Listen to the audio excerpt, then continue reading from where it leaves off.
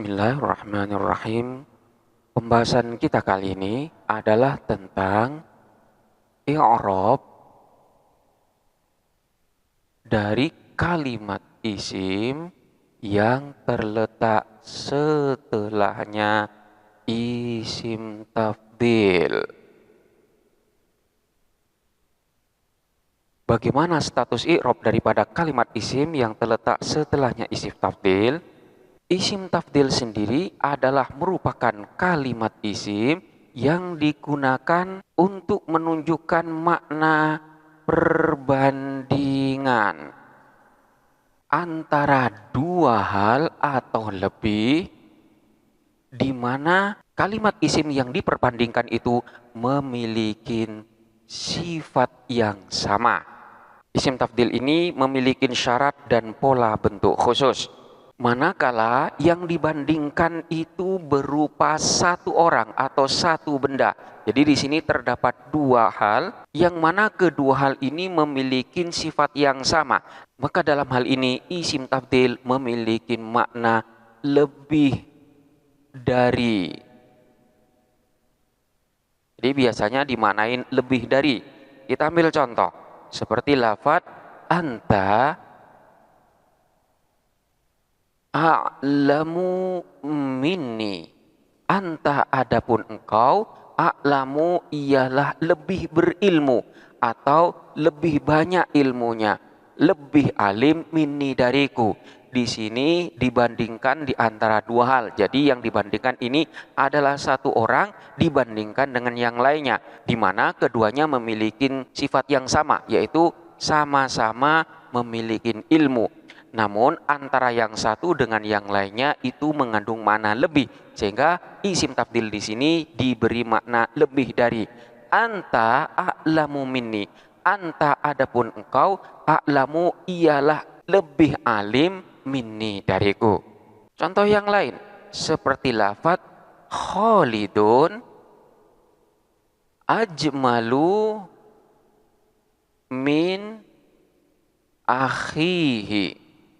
Khalidun adapun Khalid, ajmalu ialah lebih tampan min akhihi dari saudaranya.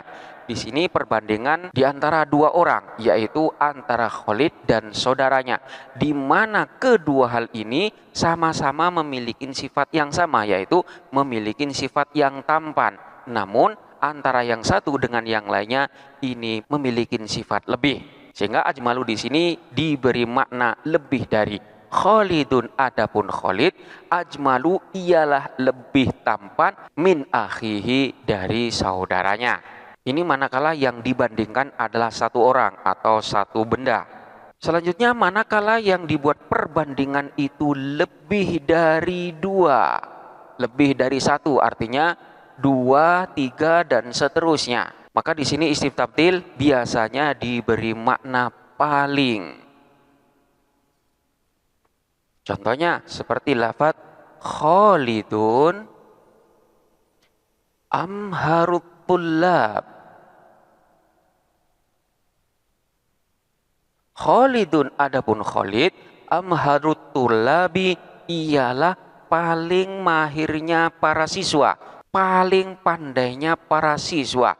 Di sini terdapat perbandingan di mana sesuatu yang dibandingkan ini lebih dari satu, jadi bisa dua, tiga dan seterusnya. Khalid dibandingkan dari para siswa yang ada, maka isim tafdhil yang ada ini biasanya diberi makna paling. Jadi Khalid paling pandai atau paling mahir di antara siswa-siswa yang ada. Atau contoh yang lain seperti lafadz Ahmadu afdhalun nasi fil qaryah. Ahmadu adapun Ahmad, afdhalun nasi ialah paling utamanya manusia fil qaryati di desa itu. Ahmad adalah orang yang paling utama di antara para penduduk desa yang ada. Di sini Ahmad dibandingkan dengan para penduduk desa, di mana para penduduk desa itu terdiri dari banyak orang. Maka isim tafdhil di sini mengandung makna paling. Jadi Ahmad itu paling utamanya manusia. Dalam hal ini terkait dengan penjelasan tentang makna dari isim tafdil, serta apa saja syarat dan ketentuan dari lafadz yang dapat dijadikan sebagai isim tafdil. Secara terperinci dapat dipelajari pada pembahasan sebelumnya. Dari beberapa contoh yang dipaparkan ini, di sini tidak dibaca dengan tanwin. Kenapa tidak diberi tanwin? Apakah isim tafdil ini termasuk daripada isim ghairu munsharif? Isim tafdil yang biasanya bentuk mudzakkar mengikuti wazan af'alu. Seperti tadi a'lamu, kemudian ahabbu, dan seterusnya. Manakala tidak dimudhofkan dan juga tidak diiringi dengan al, maka isim tafdil ini termasuk dari isim ghairu munsharif. Dalam artian kalimat isim ini tidak dapat diberi tanwin, sehingga tidak bisa kita membaca dengan a'lamun ataupun ahabbun, harus dibaca tanpa tanwin.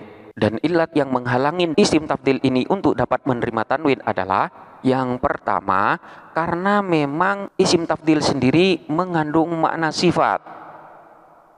Kemudian ilat yang kedua, karena isim tafdil ini mengikuti wazan fi'il, yaitu wazan af'alu. Af'alu sendiri adalah merupakan wazan daripada fi'il mudhari' dengan huruf mudhari'ah yang berupa hamzah. Jadi fa'ala yaf'alu. Manakala huruf mudhari'ahnya ini diganti dengan nun, maka akan menjadi naf'alu. Kemudian bisa jadi berupa taf'alu, dan selanjutnya manakala huruf mudhari'ahnya di sini berupa hamzah, maka akan menjadi af'alu. Dan af'alu ini adalah wazan dari fi'il mudhari'. Oleh karena itu, isim tafdil yang berwazan af'alu termasuk dari isim ghairu munsharif karena terdapat dua ilat, yaitu karena sudah berupa sifat dan karena mengikuti wazan fi'il. Karena termasuk dari isim ghairu munsharif, maka ketika dalam keadaan jer, tanda jernya dengan menggunakan fathah, tidak menggunakan kasroh. Kita ambil contoh seperti lafadz nadhartu ila talibin ahsana minhum khuluqan. Nadhartu memandang atau melihat siapa aku, ila talibin kepada seorang siswa, ahsana yang lebih bagus, minhum di antara siswa yang lain, khuluqan akhlaknya. Aku melihat seorang siswa yang akhlaknya paling bagus di antara para siswa yang lainnya. Di sini kita perhatikan lafadz ahsana. Dalam susunan ini lafadz ahsana berkedudukan sebagai naat daripada lafadz tolib, di mana tolib sendiri i'robnya jer karena dimasukin oleh huruf jer. Karena dia adalah naat bagi kalimat yang dalam keadaan jer, maka ahsana ini pun harus dijerkan pula, dan tanda jernya di sini adalah dengan menggunakan fathah karena termasuk dari isim ghairu munsharif. Jadi manakala isim tafdil tidak dimudhofkan kepada kalimat yang lain atau tidak diiringi dengan al, maka statusnya adalah sebagai isim ghairu munsharif yang tidak dapat menerima tanwin, dan ketika dalam keadaan jer, tanda jernya dengan menggunakan fathah. Selanjutnya, manakala isim tafdil ini dimudhofkan kepada kalimat yang lain atau isim tafdil ini diiringin dengan al, maka status daripada isim tafdil ini adalah sebagai isim yang munsharif. Artinya, manakala isim tafdil ini dalam keadaan jer, maka tanda jernya dengan menggunakan kasroh. Ini yang menjadi pembeda antara isim munsharif dengan isim ghairu munsharif. Manakala isim ghairu munsharif tanda jernya nanti dengan menggunakan fathah, manakala statusnya sebagai isim yang munsharif, isim yang dapat menerima tanwin, maka ketika dalam keadaan jer, tanda jernya dengan menggunakan kasroh. Contohnya, isim tafdil yang dimudhofkan kepada kalimat isim yang lain, seperti lafadz huwa min aktsarit tullabi ilman. Huwa adapun dia min aktsarit tullabi ialah termasuk dari siswa yang paling banyak ilman ilmunya. Dia adalah di antara para siswa yang ilmunya paling banyak. Di sini kita perhatikan lafaz aktsar. Aktsar ini adalah merupakan isim tafdil yang posisinya dimudofkan kepada kalimat yang lain. Maka dalam hal ini lafaz aktsar statusnya sebagai isim munsorif yang ketika dalam keadaan jar tanda jarnya dengan menggunakan kasroh. Aktsar di sini diijarkan oleh huruf jar min. Kemudian contoh daripada isim tafdil yang diiringin dengan al. Contohnya seperti marartu bitalibi al-akbari. Marartu lewat siapa saya? Bitalibi bertemu dengan seorang siswa al-akbari yang paling besar. Aku lewat bertemu dengan siswa yang paling besar. Di sini lafaz al-akbar adalah merupakan isim tafdil, di mana wazannya adalah af'alu. Karena isim tafdil di sini diiringin dengan al, maka statusnya bukan sebagai isim ghairu munsharif, melainkan menjadi munsharif. Sehingga ketika dalam susunan ini lafaz akbar berkedudukan sebagai naat bagi lafaz at-talib yang merupakan isim yang jar oleh huruf jar ba, maka lafaz al-akbar ini pun diijarkan dengan tanda jar yang berupa kasroh. Marartu bitalibi al-akbari. Jadi di sini status daripada isim tafdil sudah berubah. Yang asalnya sebagai isim ghairu munsharif akan berubah menjadi munsharif manakala dia dimudofkan kepada kalimat isim yang lain atau diiringin dengan al. Sehingga ketika dalam keadaan jar, tanda jarnya dengan menggunakan kasroh. Selanjutnya, manakala isim tafdil itu berwazan afa'ilu, di mana wazan afa'ilu ini adalah merupakan bentuk jamak taksir dari af'alu. Af'alu, afa'ilu. Seperti contoh afadilu atau agabiru dan contoh-contoh yang lainnya. Afadilu ini bentuk mufradnya adalah afdolu, sementara agabiru bentuk mufradnya adalah akbaru. Maka dalam hal ini isim tafdil yang berwazan afailu ini termasuk daripada isim ghairu munsharif. Alasannya adalah karena wazan afailu ini adalah termasuk dari salah satu wazan sighat muntaha al-jumu', dan sighat muntaha al-jumu' adalah salah satu ilat dari isim ghairu munsharif. Sehingga manakala isim tafdil yang berwazan afailu dalam keadaan jar, maka tanda jarnya dengan menggunakan fathah, dengan syarat dia tidak dimudofkan dan juga tidak diiringin dengan al. Contohnya seperti lafaz jalastu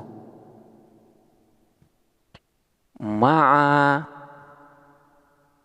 as-saghira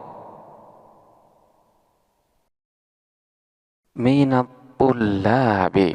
Jalastu duduk siapa saya ma'a as-saghira beserta orang-orang yang lebih kecil minat tullabi dari siswa. Aku duduk bersama para yang lebih kecil di antara para siswa.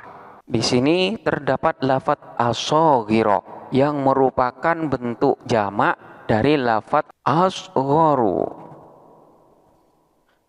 Asgharu adalah merupakan isim tafdil, jamaknya as-saghira. Karena posisinya tidak dimudofkan dan juga tidak diiringin dengan al, maka as-saghira ini termasuk dalam isim ghairu munsharif karena di sini terdapat ilat mengikuti wazan afailu yang termasuk dari salah satu wazan dari sighat muntahal jumu'. Dalam susunan ini lafadz as-shaghira dalam keadaan jer karena statusnya sebagai mudhof ilaih dari lafadz ma'a, dan mudhof ilaih harus dibaca jer, dan tanda jernya di sini dengan menggunakan fathah. Jalastu ma'a as-shaghira minat tullabi. Tidak boleh kita baca jalastu ma'a as-shaghiri atau ma'a as-shaghiron minat tullabi. Contoh yang lain seperti lafadz tahaddatsu ma'a a'azima minal ulama'i. Ta'addatu berbicara siapa aku, ma'a a'azima beserta orang-orang yang lebih agung, minal ulama'i dari para ulama. Aku berbicara dengan para ulama yang lebih agung, yang lebih mulia. Di sini kita perhatikan lafadz a'azim. A'azim di sini dalam keadaan jer sebab sebagai mudhof ilaih daripada lafadz ma'a. Jadi ma'a ini statusnya sebagai mudhof, sementara a'azim di sini sebagai mudhof ilaih. Oleh karena itu lafadz a'azim dalam keadaan jer, dan di sini tanda jernya dengan menggunakan fathah karena termasuk dari isim ghairu munsharif, sebab di sana terdapat ilat yang berupa syighot muntahal jumu, yaitu lafadz a'azim di sini mengikuti wazan afailu. Ini adalah beberapa status i'rab daripada isim tafdil. Ada kalanya dalam satu hal statusnya adalah sebagai isim ghairu munsharif, namun dalam posisi yang lain dia berstatus sebagai isim yang munsharif. Selanjutnya adalah status i'rab daripada kalimat isim yang terletak setelahnya isim tafdil. Dalam hal ini terdapat beberapa rincian, yaitu manakala kalimat isim yang terletak setelahnya isim tafdil itu berupa isim ma'rifat dengan al, maka status daripada kalimat isim di dalam susunan kalimat adalah sebagai mudhof ilaih, sementara isim tafdilnya adalah sebagai mudhof. Kita ambil contoh seperti lafadz Ahmadu afdhalut tullabi. Ahmadu, adapun Ahmad, afdhalut tullabi ialah paling utamanya para siswa. Di sini kita lihat lafadz at-tullab adalah kalimat isim yang terletak setelahnya isim tafdil, di mana kalimat isim itu termasuk dari isim ma'rifat dengan al.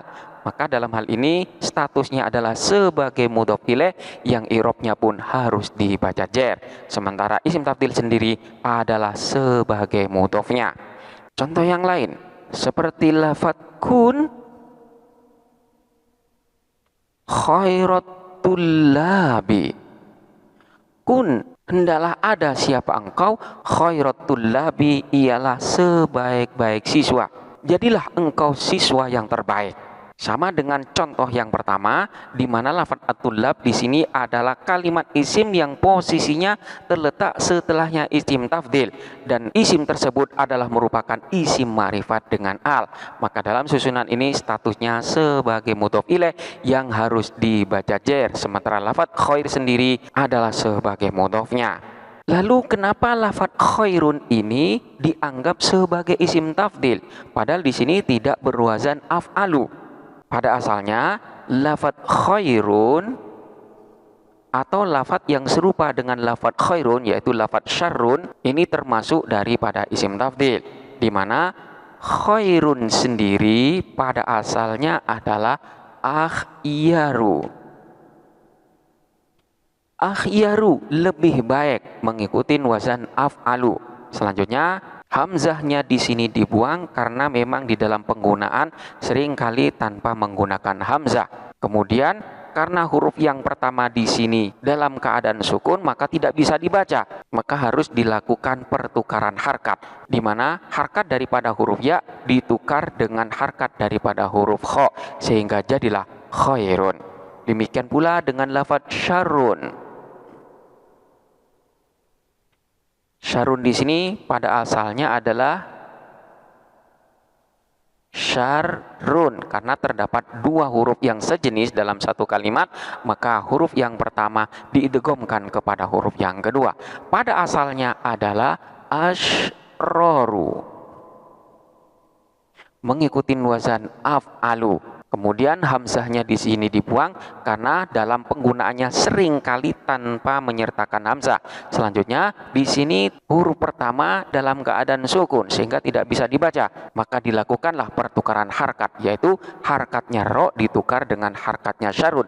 Jadilah syarrun. Selanjutnya dilakukan idgham menjadi syarrun. Khairun, syarrun termasuk daripada isim ghairu munsharif yang mengalami perubahan bentuk setelah dilakukan i'lal. Seperti yang terdapat di dalam Al-Quran. Ulaika hum syarrul bariyah. Ulaika, adapun mereka, hum mereka, syarrul bariyati, ialah seburuk-buruknya manusia. Syarrul bariyah, isim tafdil dimudhofkan kepada kalimat isim yang bentuknya ma'rifat dengan al. Maka kalimat isim itu harus menjadi mudhof ilaih yang dibaca jer, sementara lafadz syarrun ini adalah sebagai mudhofnya. Ini yang pertama, manakala isim tafdil berupa isim ma'rifat dengan al, maka dia diirob sebagai mudhof ilaih yang harus dibaca jer. Kemudian yang kedua, manakala isim yang terletak setelahnya isim tafdil ini berupa isim nakiro, maka dalam hal ini kalimat isim itu terdapat dua kemungkinan i'rab. Yang pertama adalah manakala posisi daripada kalimat isim ini terpisah dengan isim tafdil, maka kalimat isim itu nantinya akan menjadi tamyiz dan harus dibaca nasab. Seperti contoh, huwa aktsarul abna'i zaka'an. Huwa, adapun dia, aktsarul abna'i, ialah paling banyaknya anak, zaka'an kecerdasannya, atau dia adalah anak yang paling cerdas. Di sini kita perhatikan lafadz zaka'an, di mana lafadz zaka'an ini posisinya dipisah atau terpisah daripada isim tafdil. Maka dalam hal ini dia pun akan menjadi tamyiz dan dibaca nasab. Contoh yang lain seperti lafadz ana aktsaru minka malan. Ana, adapun saya, aktsaru ialah lebih banyak, minka dari kamu, malan hartanya. Saya itu lebih banyak hartanya daripada kamu. Di sini kita perhatikan lafadz malan, kalimat isim yang terletak setelahnya isim tafdil. Namun karena antara isim dengan isim tafdil ini terpisah, maka isimnya ini pun dibaca nasab sebagai tamyiz. Ini adalah kemungkinan yang pertama, yaitu dibaca nasab sebagai tamyiz. Kemudian kemungkinan yang selanjutnya, yaitu kalimat isim yang berupa isim nakiroh yang terletak setelahnya isim tafdil. Maka apabila isim tersebut terhubung langsung dengan isim tafdil, artinya tanpa adanya pemisah, maka jikalau isim nakiroh ini dari jenis isim yang dibandingkan, maka status daripada isim nakiroh itu sebagai mudhof ilaih dan i'rabnya pun dibaca jer. Sekali lagi, manakala isim nakiroh yang terletak setelahnya isim tafdil itu dari jenis isim yang dibandingkan, maka dia statusnya adalah sebagai mudhof ilaih yang dibaca jer. Contohnya seperti lafadz al-ilmu afdalu wasilatin litaqaddumi. Al ilmu, adapun ilmu, afdalu wasilatin, ialah paling utamanya sarana, litaqaddumi, untuk kemajuan. Ilmu itu adalah sarana terbaik untuk kemajuan. Di sini kita perhatikan lafadz wasilatin. Wasilatin di sini adalah isim nakiroh yang terletak setelahnya isim tafdil, di mana wasilah ini masih merupakan jenis dari isim yang dibandingkan, yaitu lafadz al-ilmu. Sarana untuk kemajuan ini banyak, bisa kebudayaan dan lain sebagainya, dan termasuk di antara sarana yang ada itu adalah ilmu. Dan di sini dikatakan bahwa sarana yang terbaik untuk kemajuan itu adalah al-ilmu. Jadi antara wasilah dengan al-ilmu itu masih ada keterkaitan. Maka irob daripada isim nakiro tersebut nantinya akan menjadi mudhof ilaih dan dibaca jer. Al-ilmu afdalu wasilatin litaqaddumi. Kemudian selanjutnya, manakala isim nakiroh yang ada ini bukan merupakan jenis dari isim yang dibandingkan, maka dalam hal ini isim nakiroh itu nantinya akan dibaca nasab sebagai tamyiz. Kita ambil contoh seperti lafadz aliyun afsahu lahjatan. Aliyun, adapun Ali, afsahu, ialah paling fasih, lahjatan, logatnya. Ali itu lebih fasih atau anak yang paling fasih logatnya. Di sini kita perhatikan lafadz lahjah adalah merupakan isim nakiroh yang terletak setelahnya isim tafdil, dan di antara keduanya tidak terdapat pemisah.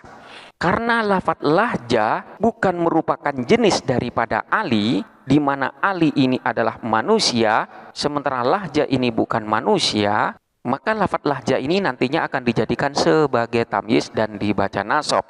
Tidak bisa kita jadikan lafadz lahjah ini sebagai mudhof ilaih, karena nanti maknanya akan berbeda. Aliyun afsahu lahjatin. Ali adalah paling fasihnya lahjah, paling fasihnya logat. Sementara Ali bukanlah logat dari seseorang, karena Ali itu adalah manusia yang memiliki logat, bukan bagian daripada logat itu sendiri. Sehingga dalam hal ini lafadz lahjah tidak dapat dijadikan sebagai mudhof ilaih dan pantasnya sebagai tamyiz. Sebagai bahan evaluasi, kita perhatikan dua contoh berikut. Al-Arabiyyatu afdalul lughah, Ahmadu aktsaru kitab. Kita perhatikan contoh yang pertama. Di sini terdapat lafadz lughat yang terletak setelahnya isim tafdil. Begitu juga pada contoh yang kedua, lafadz kitab terletak setelahnya isim tafdil pula, yang kedua-duanya adalah merupakan isim nakiroh. Selanjutnya, manakah yang harus dijadikan sebagai mudhof ilaih dan manakah yang harus dibaca nasab sebagai tamyiz? Kita lihat apakah isim nakiroh yang ada ini masih merupakan jenis daripada kalimat isim yang dibandingkan, dalam hal ini lafadz al-Arabiyyah dan lafadz Ahmad. Pada contoh yang pertama, apakah bahasa itu merupakan jenis daripada kalimat isim yang dibandingkan? Maka jawabannya adalah iya, karena bahasa Arab sendiri merupakan jenis daripada bahasa. Dengan demikian, lafadz lughat ini nantinya akan dibaca jer sebagai mudhof ilaih daripada isim tafdil. Maka bacanya adalah al-Arabiyyatu afdalul lughatin. Bahasa Arab itu adalah paling utamanya bahasa. Kemudian kita perhatikan pada contoh yang kedua. Apakah lafadz kitab ini merupakan jenis daripada lafadz Ahmad? Apakah Ahmad ini adalah jenis dari kitab? Maka jawabannya tidak.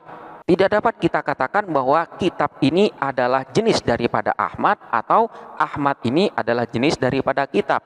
Dengan demikian, maka lafadz kitab itu haruslah dibaca nasab sebagai tamyiz. Ahmadu aktsaru kitaban. Ahmadu, adapun Ahmad itu, aktsaru, ialah paling banyak, kitaban, kitabnya. Tidak bisa kita membaca Ahmadu aktsaru kitabin. Ahmadu adapun Ahmad aktsaru kitabin ialah paling banyak kitab. Sementara kitab sendiri bukan merupakan jenis daripada Ahmad. Jadi manakala isim yang terletak setelahnya isim tabdil itu berupa isim nakiro dan antara keduanya tidak dipisah dengan kalimat yang lain, maka kita lihat apakah isim nakiro tersebut masih jenis daripada isim yang dibandingkan. Jikalau masih sejenis, maka statusnya sebagai mudhof ilaih dan dibaca jar. Namun manakala bukan merupakan jenis daripada kalimat yang dibandingkan, maka statusnya sebagai tamyiz dan dibaca nasab. Demikianlah penjelasan tentang status i'rab daripada isim tafdil serta status i'rab daripada kalimat isim yang terletak setelahnya. Selanjutnya silakan dipelajarin dengan seksama dan sampai jumpa pada pembahasan berikutnya.